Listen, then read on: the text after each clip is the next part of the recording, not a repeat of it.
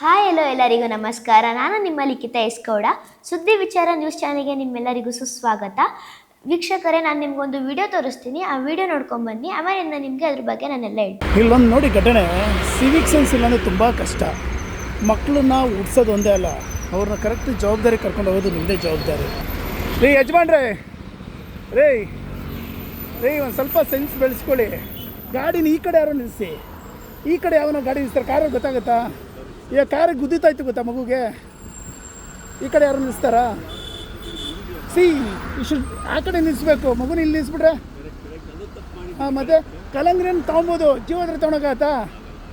ಹಾಂ, ಆಮೇಲೆ ಪಾಪ ಇವ್ರಿಗೆಲ್ಲ ಬೈತೀರಾ, ಇಂಥವ್ರಿಗೆಲ್ಲ ಹೊಡ್ಕೊಂಡು ಹೋದ್ರು ಅಂತ.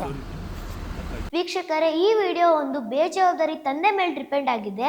ಈ ರೋಡ್ ಬಂದ್ಬಿಟ್ಟು ರಿಂಗ್ ರೋಡು, ಹೈವೇ ರೋಡು. ನಿಮಗೆ ಗೊತ್ತಿರುತ್ತಲ್ಲ ವೀಕ್ಷಕರೇ, ಹೈವೇ ರೋಡು, ರಿಂಗ್ ರೋಡ್ ಅಂದರೆ ಗಾಡಿಗಳು ಎಷ್ಟು ಸ್ಪೀಡಾಗಿ ಹೋಗ್ತಿರುತ್ತಂತ.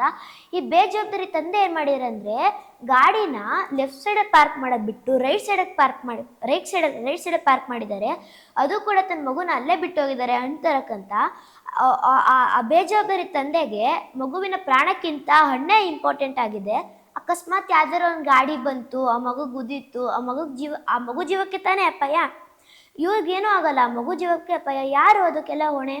ವೀಕ್ಷಕರೇ, ದಯವಿಟ್ಟು ನಿಮ್ಮನ್ನೊಂದು ಮನವಿ ಮಾಡ್ಕೋತೀನಿ ನಾನು. ದಯವಿಟ್ಟು ಸಂಚಾರ ನಿಯಮಗಳನ್ನು ಪಾಲಿಸಿ. ನಾವು ಬದುಕೋಣ, ಇತರರಿಗೂ ಬದುಕುವ ಅವಕಾಶ ಮಾಡಿಕೊಡೋಣ. ಧನ್ಯವಾದಗಳು. ಈ ಸುದ್ದಿ ವಿಚಾರ ಚಾನಲ್ನ ದಯವಿಟ್ಟು ಲೈಕ್ ಆ್ಯಂಡ್ ಸಬ್ಸ್ಕ್ರೈಬ್ ಮಾಡಿ. ಈ ವಿಡಿಯೋ ಬಗ್ಗೆ ನಿಮ್ಮ ಒಪಿನಿಯನ್ ಇದನ್ನು ಕಮೆಂಟಲ್ಲಿ ತಿಳಿಸಿ. ಬಾಯ್.